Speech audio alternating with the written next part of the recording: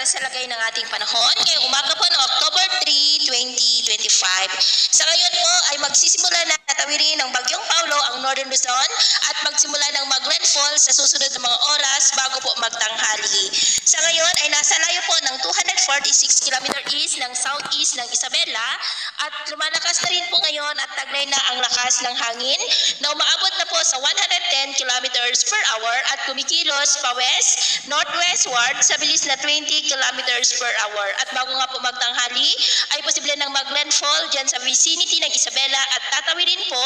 ang gitnang bahagi ng Northern Luzon. At mamayang gabi, posible na po na nakalampas sa kalupaan nandyan na sa may West Philippine Sea at bukas ng umaga, posible na po yan na makahalabas sa Philippine Area of Responsibility. Sa ngayon po, dahil kay Bagyong Paulo ay nakataas na ang Tropical Cyclone Wind Signal number 2 sa southern portion ng mainland Cagayan, sa may Peña Blanca, Tuguegarao City, Enrile, Solana, Igig, Tuao at Piat. Ganon din po sa may Isabela, the northern portion ng Quirino, sa may Madela, Agripay, Cabarugis, sa Guday, Difun, maging sa northern portion ng Nueva Vizcaya, sa may Jadi, Bagabag, Quezon, Solano, Villaverde, Ambagyo, Bayombong, Kasibu.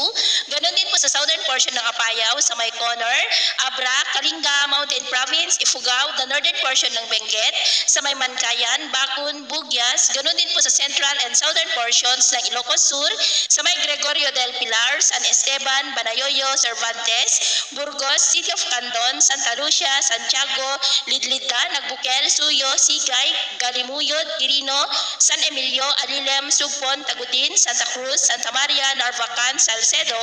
and the northern portion po ng Aurora sa may Dilasag, Kasiguran at Dinalungan. Signal number 1 naman sa nalalabing bahagi pa ng mainland Cagayan, kasama na po ang Bubuyan Islands, the rest of Quirino, nalalabing bahagi ng Nueva Vizcaya, the rest of Apayao, the rest of Benguet, Ilocos Norte, nalalabing bahagi ng Ilocos Sur, La Union, Pangasinan, the northern portion ng Zambales, sa may Palawig, Masinloc, Candelaria, Santa Cruz, maging sa may Tarlac, Nueva Ecija, the rest of Aurora, the northern portion ng Bulacan, sa may Doña Remedios, Trinidad, San Miguel, San Ildefonso, Norzagaray, San Rafael,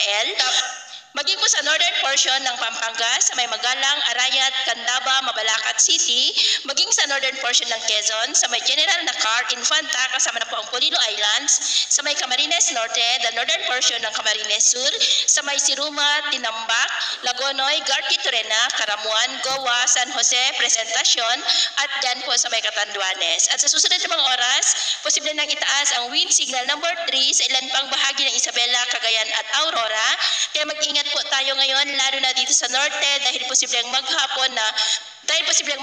ang mataas ng tsansa ng malalakas na mga pagulan, lalo na po sa direktang dadaanan ng bagyo.